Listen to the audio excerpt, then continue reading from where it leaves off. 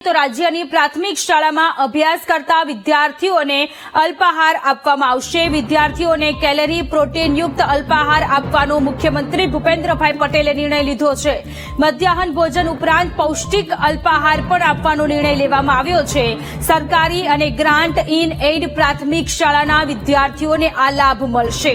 પ્રાર્થના સમયે વિદ્યાર્થીઓને પૌષ્ટિક અલ્પાહાર આપવામાં આવશે। પૌષ્ટિક અલ્પાહાર યોજના માટે રાજ્ય સરકાર વર્ષે 617 કરોડ રૂપિયાનો ખર્ચ કરશે। મધ્યાહન ભોજન યોજનાના માનદ વેતનમાં પણ રાજ્ય સરકારે 50% વધારો કર્યો છે। 32,000 શાળાના 41 લાખ વિદ્યાર્થીઓને આ લાભ મળશે।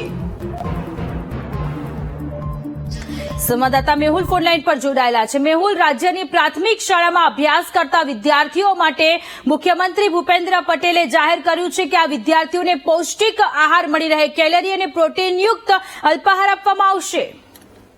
બિલકુલ વાત કરવામાં આવે તો મુખ્યમંત્રી કક્ષાએ આ નિર્ણય કરવામાં આવ્યો છે। મધ્યાહન ભોજન સાથે વિદ્યાર્થીઓને હવે અલ્પાહાર પણ આપવામાં આવશે।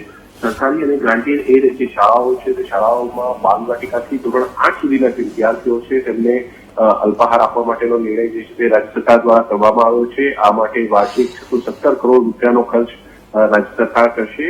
સાથે જ આ જે મધ્યાહન ભોજનના જે કર્મચારીઓ છે તેમના માટે પણ સારા સમાચાર છે, કારણ કે રાજ્ય સરકારે તેમના માનદ વેતન જે છે તેમાં 50%નો વધારો કર્યો છે।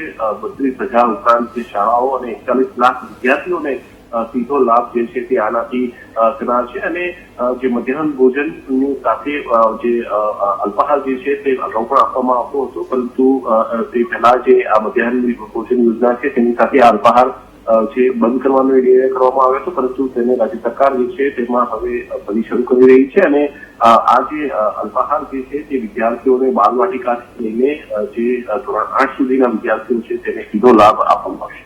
જી મેહુલ, આભાર તમામ વિગતો માટે।